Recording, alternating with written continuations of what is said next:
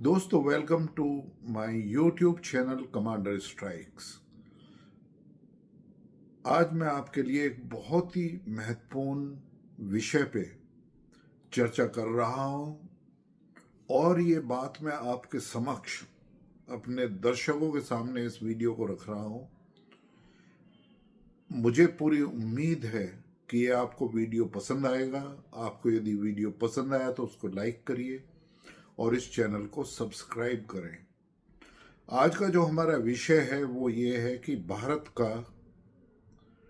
क्या सबसे बड़े वो 5 दुश्मन हैं जो भारतवर्ष के अंदर ही हैं। वो क्या हैं, तो इस पे आपको सोचने के लिए मजबूर करूंगा और जरा सोचिए, गंभीर तरह से इस पे विचार करिए और अपने सुझाव मुझे इस वीडियो के ऊपर दीजिए। पहला है radicalisation of Muslims in India. ये एक बहुत ही गहन विषय है और इस पर काफ़ी रिसर्च करने के बाद ही मैंने आपके समक्ष रखा है। दूसरा हमारा जो इंटरनल ही है दुश्मन, वो है हमारा कोई भी कॉमन कोड ऑफ कंडक्ट।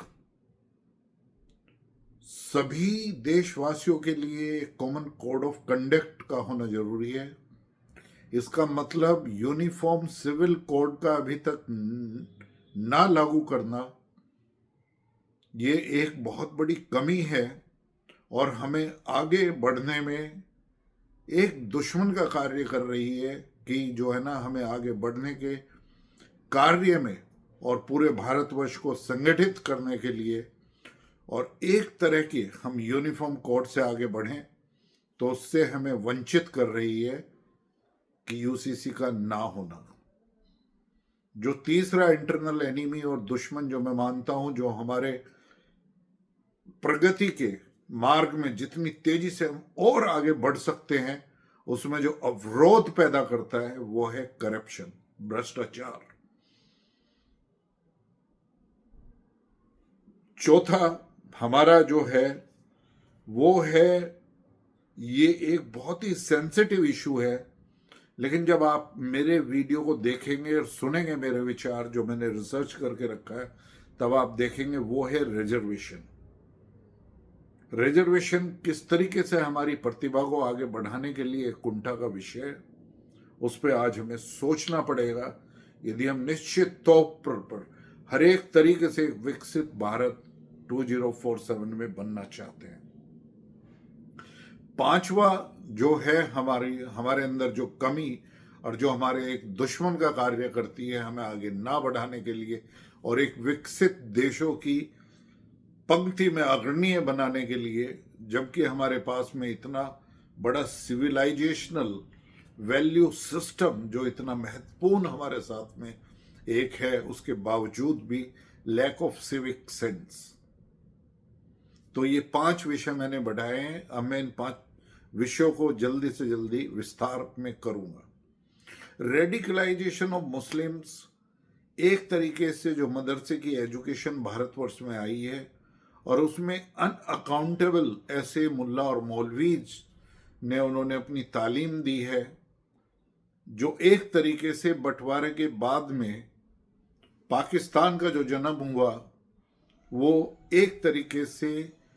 धर्म के आधार पर, और मुस्लिम पॉपुलेशन वहां पे गई और हिंदू यहां पर रहे।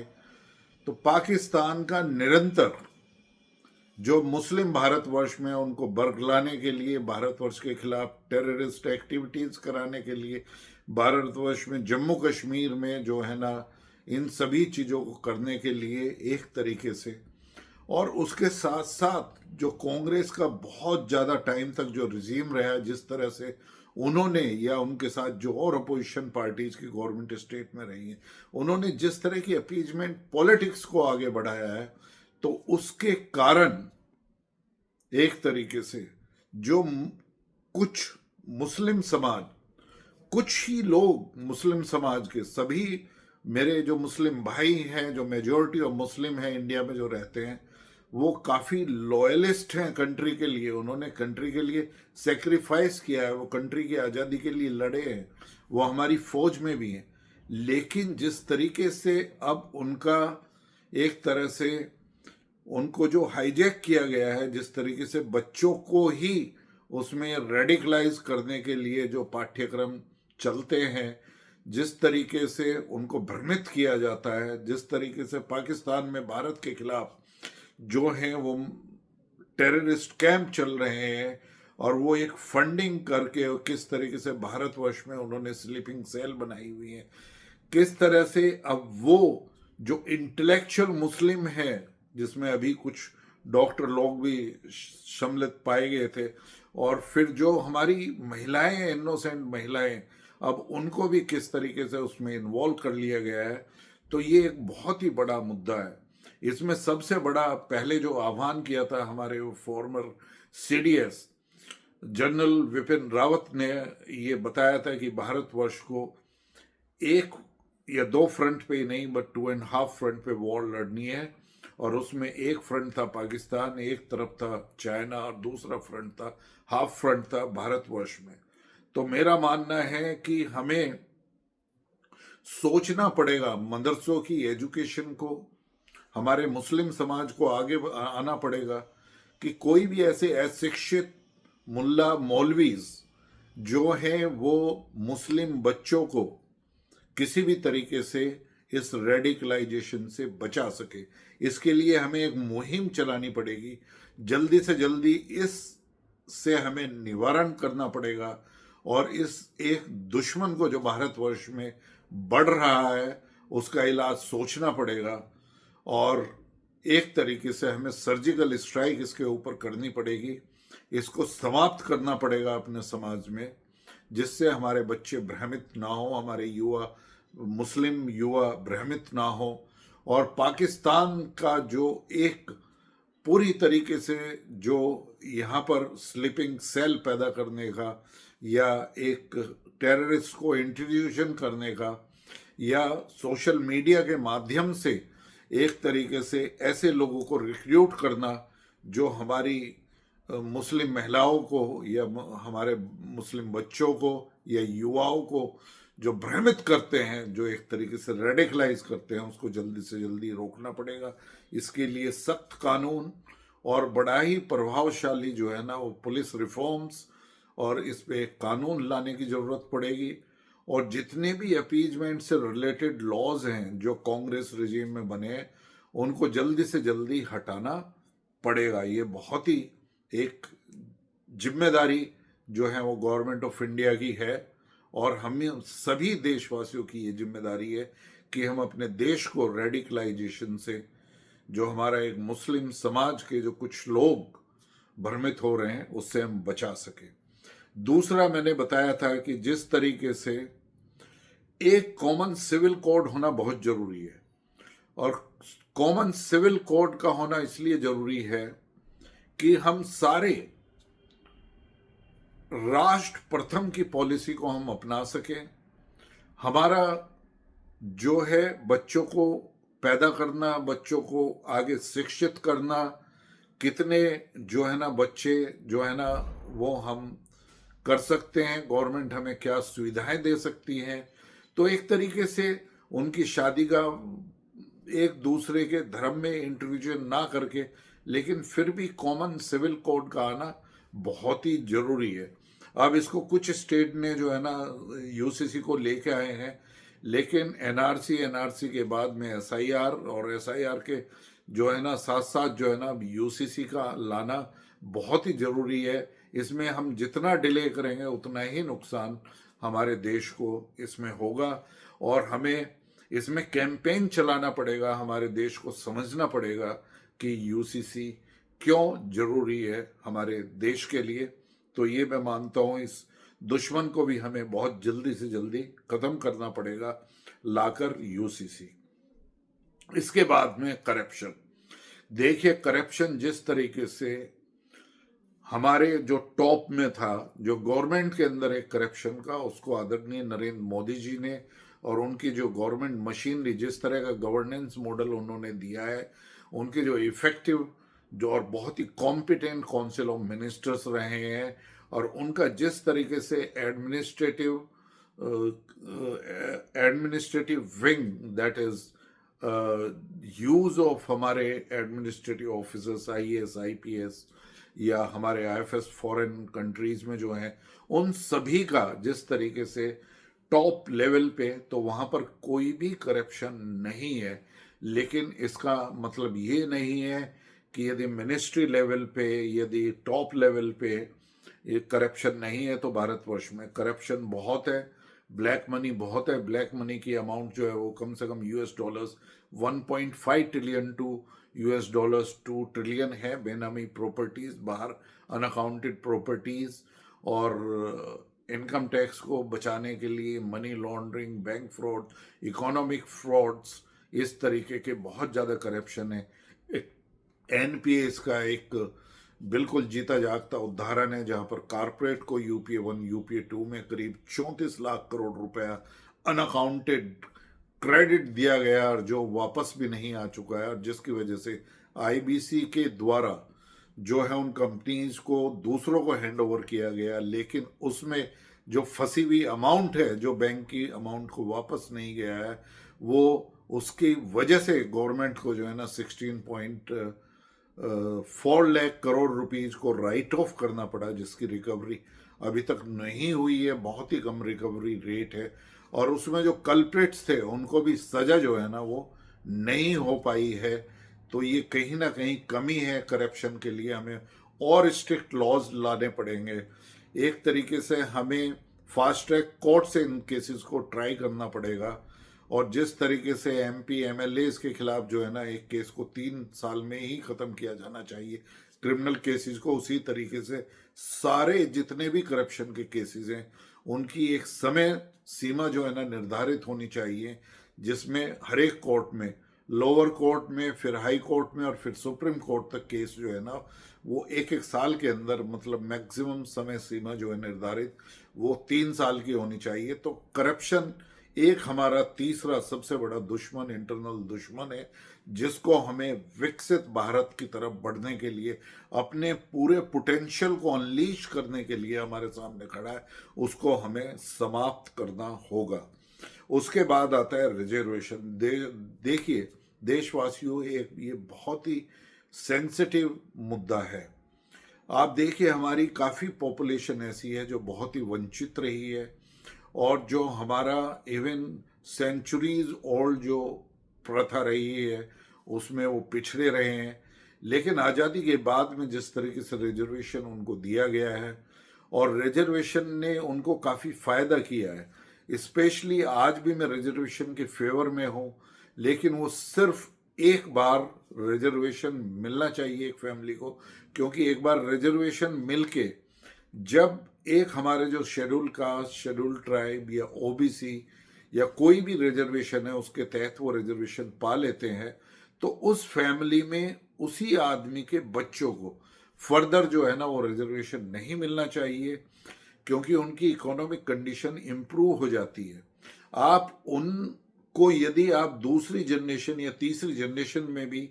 कुछ फायदा पहुंचाने की कोशिश करते हैं, तो वो इकोनॉमिक बेस्ड होनी चाहिए, सबके लिए बराबर होनी चाहिए, सारी जनरल कास्ट के लिए, सभी के लिए एक तरीके से, ना कि सिर्फ एसटी, एससी और ओबीसी को। मैं मानता हूं हमारे जो भाई हैं एसटी, एससी और ओबीसी, वो समाज में पिछड़े हुए रहे हैं, लेकिन अभी आपको देखना पड़ेगा कि जितने भी एमएलए, एमपीज और जितने भी आईएएस ऑफिसर्स हैं, जितने भी डॉक्टर्स हैं, ये सब उनकी फैमिली में एक जनरेशन के बाद दूसरे जनरेशन, दूसरे तीसरे, अब ये फोर्थ जनरेशन में भी उनको रिजर्वेशन की। तो ये निहायत ही जो हमारा एक तरीके से टैलेंट पूल है भारतवर्ष का, अब जिस तरीके से रैपिड टेक्नोलॉजी चेंज हो रही है, वहाँ पर रिजर्वेशन का कोई स्थान नहीं है, क्योंकि टैलेंट का एक तरीके से कॉम्पिटेंट आदमी का एक पोस्ट के लिए होना बहुत जरूरी है। एक आदमी बहुत ही कम मार्क्स लाकर यदि वो किसी भी डॉक्टरी की, एमबीबीएस की या एमडी की सीट को ले रहा है, कि यदि वो एडमिनिस्ट्रेटिव सर्विसेज में कम नंबर पे पास हो रहा है रिजर्वेशन के द्वारा, या किसी स्टेट लेवल की सर्विस में या किसी भी गवर्नमेंट सर्विस में रिजर्वेशन पा रहा है, तो ये एक टैलेंट के प्रति जो है ना वो बहुत ही ज़्यादा,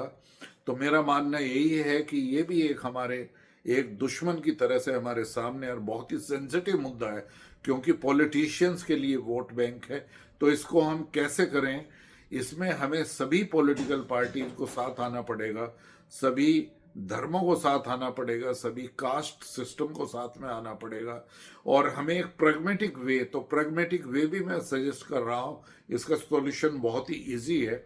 वो ये है कि जिन्होंने अभी तक जो रिजर्वेशन पा लिया जिस जनरेशन तक, उसको एकदम रोक दिया जाए, और इकोनॉमिक बेस्ड रिजर्वेशन होना चाहिए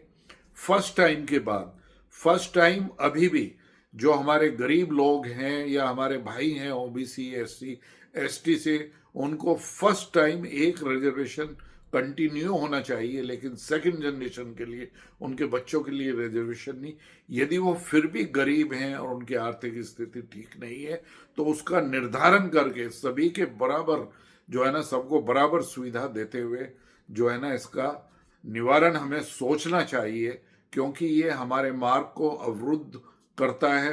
भारत की प्रगति को अवरुद्ध करता है। जिस गति से हम बढ़ना चाहते हैं एक विकसित भारत बनने के लिए, डेफिनेटली ये उसमें एक गतिरोध का कारण है। तो इस रोड ब्लॉक को हमें दूर करना होगा, और जितनी हम जल्दी दूर करेंगे उतना ही फायदा भारतवर्ष को होगा और भारतवर्ष के लोगों का होगा। जो पांचवा दुश्मन है हमारा, बहुत बड़ा दुश्मन, वो है लैक ऑफ सिविक सेंस। हमारे में आप देखिए कि हम एक कार में जा रहे हैं, उसमें कुछ कंजम्पशन कर रहे हैं, कुछ सॉफ्ट ड्रिंक की बोतल है, कुछ हमारे पास में जो है ना वो कागज की पेपर प्लेट या पेपर नैपकिन हैं, हम उनको सड़कों पर थ्रो कर देते हैं। आप पाएंगे कि सड़कों के किनारे किस तरीके से प्लास्टिक पाइल्ड अप हुई हुई है, किस तरीके से समुद्र के किनारे बॉम्बे और जितने भी हमारे कोस्टल अच्छे सिटीज हैं उनकी सुंदरता किस तरीके से बर्बाद की हुई है, किस तरीके से प्लास्टिक पॉल्यूशन ने और डिफरेंट काइंड ऑफ पॉल्यूशन, आपने यमुना के अंदर जो है ना किस तरीके से पॉल्यूशन है, वो किस तरीके से फैक्ट्रीज जो है ना वो अपने नियम का पालन नहीं करती हैं, एसटीपी प्लांट्स नहीं लगाती हैं, म्यूनिसिपैलिटी इसके ऊपर ध्यान नहीं देती है। इंदौर में जो अभी गंदा पानी पीने का एक जो है ना केस हुआ, शायद इंदौर या जबलपुर, जहाँ पे हुआ, इस तरीके के बहुत केसेस हैं। जिस तरीके से एक जवान की जो है ना,